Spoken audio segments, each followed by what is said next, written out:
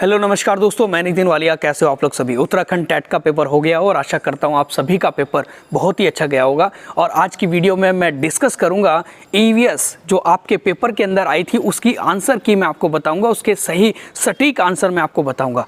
और हमारे द्वारा जितनी भी क्लासेस ईवीएस की दी गई थी उसमें से लगभग 20 क्वेश्चन से ऊपर हमारी वीडियो से आए हुए, आप लोग चेक भी कर सकते हो। तो आज बिल्कुल सही सटीक आंसर मैं आपको बताऊंगा। आपका जो क्वेश्चन है आप उसको ध्यान से देखते रहना और उसका सही आंसर अपने पेपर में लगाते रहना। तो सबसे पहले मैं प्रश्न की बात करूंगा तो वो है कि पर्यावरण की कक्षा में समूह गतिविधि की रूपरेखा तैयार करते समय निम्नलिखित में से किस बात पर ध्यान रखेंगे। तो किस बात का ध्यान रखेंगे, देखो एक तो पहले तो है हमारा कि बच्चों के हितों को शामिल करेंगे, वो सही बात है हमारी।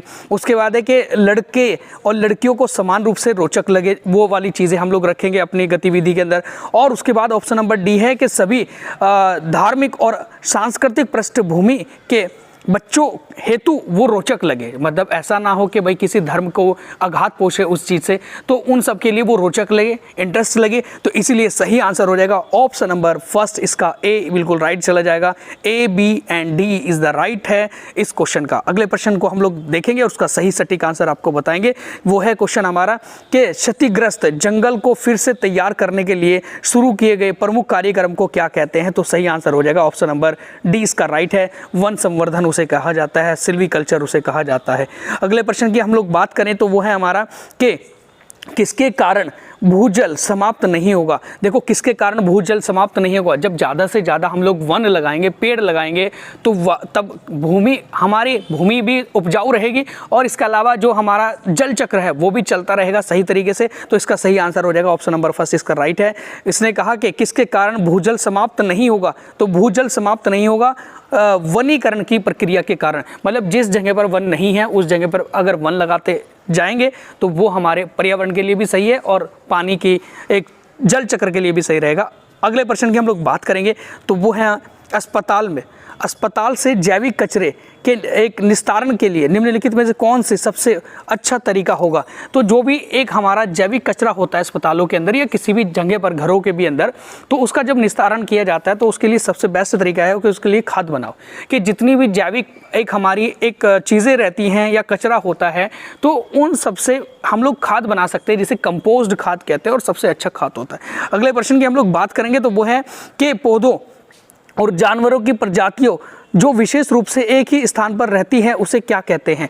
जो एक विशेष रूप से एक ही स्थान पर रहती है उसे क्या कहते हैं। तो सही आंसर हो जाएगा उसे कहेंगे स्थानिक कहेंगे। अगले प्रश्न की हम लोग बात करेंगे तो वो है हमारा कि फसल जो बरसात में बोई जाती है क्या कहलाती है। तो जो बरसात में बोई जाती है इसका मतलब गर्मियों में बोई जा रही है। और जैसे चावल हो गया है ना, पटसन हो गया, जूट हो गया, तो ये सारी की सारी क्या है हमारी खरीफ की फसलें होती हैं जो बरसात के दिनों में बोई जाती है। अगले प्रश्न की बात करेंगे तो वो है कि निम्न में से कौन समाप्त होने वाला प्राकृतिक संसाधन है। देखो क्या हवा है, क्या मृदा है, क्या जल है, क्या वन है। तो सही आंसर हो जाएगा वन है।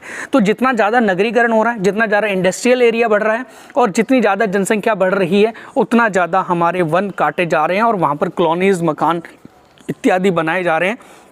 पानी एक बार को फिर भी ठीक है ना, लेकिन यहाँ पर आयोग क्या इसका सही आंसर देगा वो अलग बात है। लेकिन किताबों के अनुसार तो सही आंसर होगा वन जो है वो जल्दी मात्रा में उनका दोहन हो रहा है और वो संसाधन धीरे धीरे जल्दी समाप्त भी हो रहे हैं। अगले प्रश्न की हम लोग बात करेंगे तो क्वेश्चन है हमारा कि जल धारण क्षमता सर्वाधिक होती है कौन सी मिट्टी के अंदर। तो सबसे ज़्यादा जो जल धारण क्षमता होती है सबसे ज़्यादा वो होती है चिकनी मिट्टी के अंदर, चिकनी मिट्टी क्ले सॉइल के अंदर। अगले प्रश्न की हम लोग बात करेंगे तो वो है कि निम्न में से पर्यावरण के लिए खतरा है, पर्यावरण के लिए बढ़ती जनसंख्या खतरा है। भाई सही आंसर हो जाएगा बढ़ती हुई जनसंख्या जो है वो पर्यावरण के लिए खतरा है।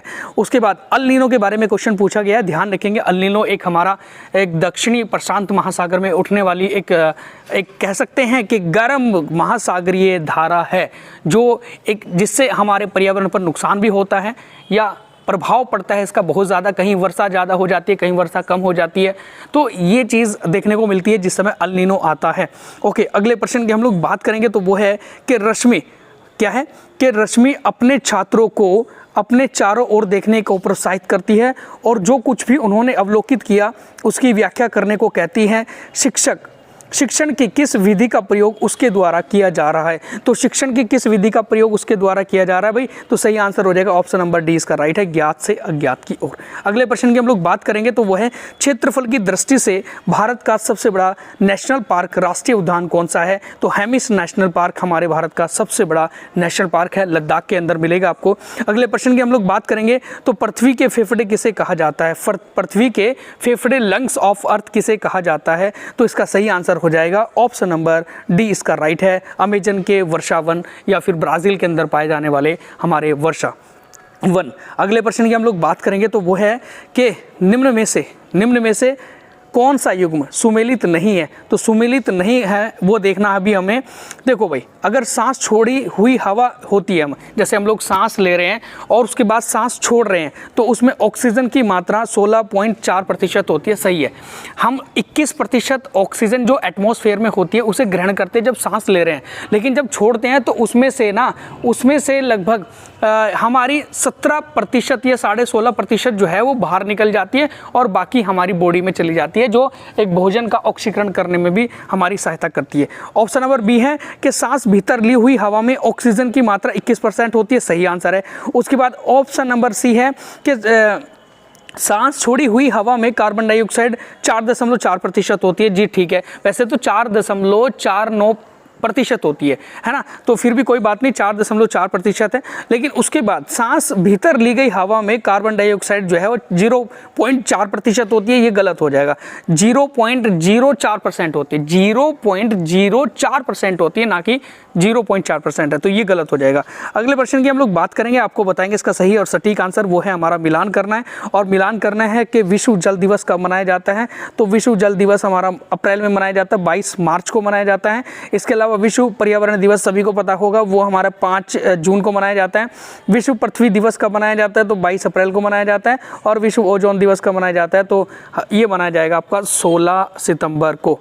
तो इसका सही आंसर आप लोग इसको सिलेक्ट कर लीजिएगा। इसका सही आंसर क्या जाएगा, तो सही आंसर इसका होगा पहला, ए का सेकंड हो गया, और बी का हमारा हो गया थर्ड, और ये हो गया सी का फोर्थ, और डी का हो गया फर्स्ट। तो बी ऑप्शन इसका बिल्कुल सही आंसर हो जाएगा। अगले प्रश्न की हम लोग बात करेंगे तो आपसे वो है हमारा कि मल जल जो होता है हमारा, मल जल मतलब जब वो सीवर होते हैं, है ना, जो जिसमें से मल जाता है, वो जो पानी होता है सीवेज, ठीक है। तो जो सीवेज होते हैं या फिर जो हमारे तालाब होते हैं, तो उनके चारों ओर जो तालाब होते हैं या गड्ढे होते हैं, इस तरीके के मल जहाँ पर होता है, तो उनके चारों ओर एक पेड़ लगाया जाता है जो उस क्षेत्र की वायु को शुद्ध करे, है ना, और शुद्ध जलवाष्प प्राप्त की जा सकती है वहाँ से। तो वो वाले पेड़ कौन से होते हैं, वो पेड़ होते हैं हमारे, ऑप्शन नंबर सी इसका राइट हो जाएगा, यूकेलिप्टस के पेड़ होते हैं। यूकेलिप्टस के पेड़ लगाए जाते हैं ऐसी जगह पर, आपने कई बार पढ़े भी होंगे एग्जाम के प्रति, जिस समय आप लोग अपने किताबें पढ़ रहे होंगे। तो नंबर नेक्स्ट हम लोग बात करेंगे प्रश्न की, तो वो है कि ओजोन की मोटाई किस इकाई के द्वारा मापी जाती है। तो ऑप्शन नंबर इसका फर्स्ट बिल्कुल राइट हो जाएगा, डॉप्सन यूनिट के द्वारा ओजोन की मोटाई मापी जाती है, और ओजोन में जो छिद्र है वो दक्षिणी आपको गोलार्ध में देखने को मिलेगा। अगले प्रश्न की हम लोग बात करेंगे तो वो है कि पूसा सदाबहार एक मिर्च की प्रजाति निम्न में से किस रोग के प्रति प्रतिरोधक होती है।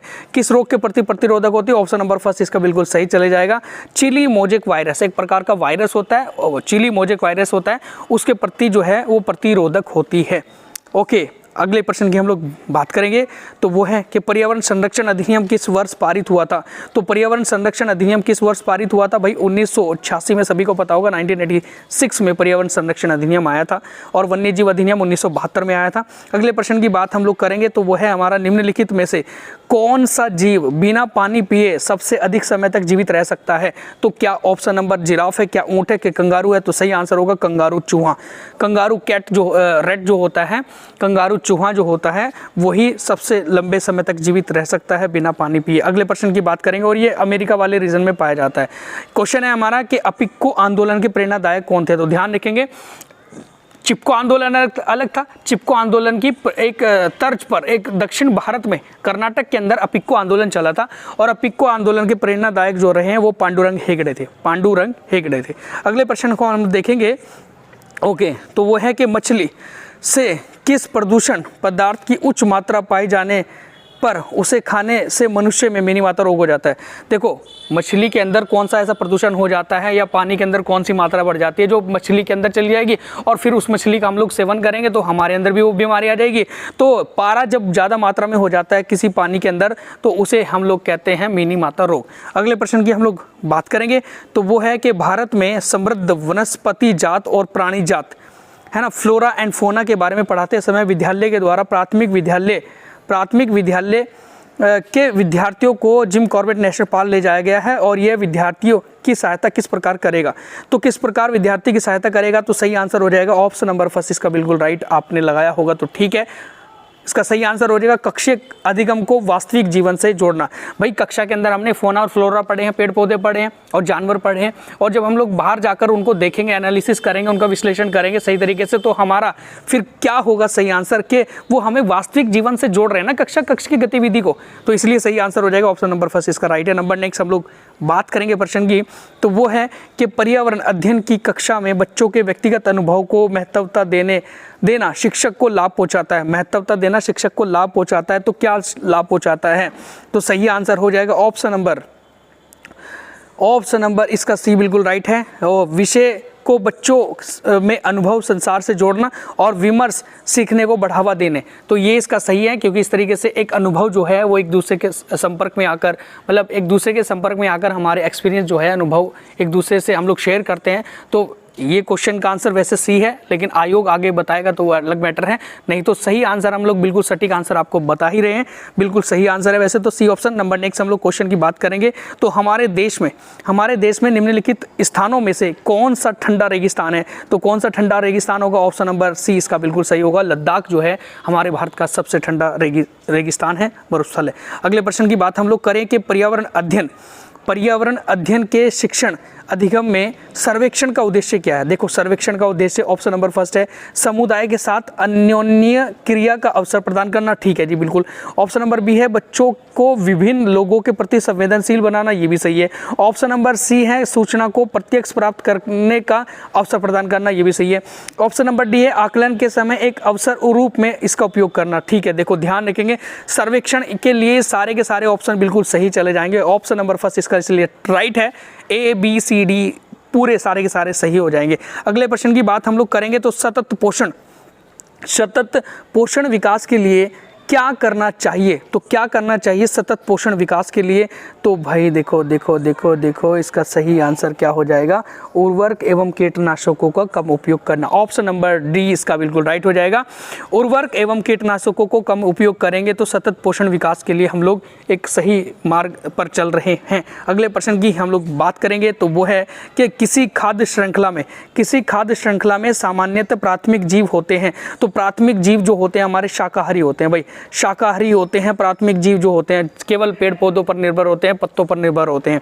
अगले प्रश्न की हम लोग बात करेंगे, तो निम्न में से कौन सा प्राकृतिक संसाधन नहीं है, कौन सा नेचुरल सोर्सेज नहीं है इनके अंदर? सर्प इसमें जो है वो नेचुरल सोर्सेज नहीं है, सर्प का मतलब सांप होता है, नहीं तो हवा भी प्राकृतिक संसाधन है, लकड़ी का मकान भी मतलब लकड़ी भी हमारी प्राकृतिक संसाधन है, और आम का पेड़ भी हमारा प्राकृतिक संसाधन है, तो नेचुरल सोर्सेज हैं, लेकिन सर्प नहीं है। अगले प्रश्न की अगर बात की जाती है तो वो है हमारा अंतर्राष्ट्रीय पर्यावरण शिक्षा कार्यक्रम, इंटरनेशनल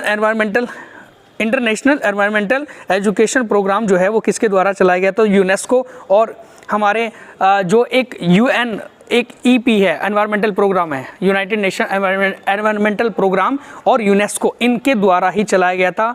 ये जो हमारा प्रोग्राम था 1975 में IEEP यूनेस्को के द्वारा चलाया गया। तो ये तो इसके सही आंसर थे, सटीक आंसर थे, और एक आधा जो अगर आपको ऑप्शन लगा भी होगा कुछ ऐसे मिस्टेक, तो उसके लिए मैं माफ़ी चाहूँगा। और आप लोग इसका सही आंसर हमने आपको बताए हैं, आप अपने देख सकते हैं कि कितने आपके सही सटीक आंसर गए हैं। हमारे द्वारा जितने भी आपकी हेल्प की जा रही है हम लोग करने के लिए तैयार हैं। और अगर आपको हमारी दी गई जानकारी अच्छी लगी तो हमारे चैनल को सब्सक्राइब करें, वीडियो को लाइक करें, and thank you so much.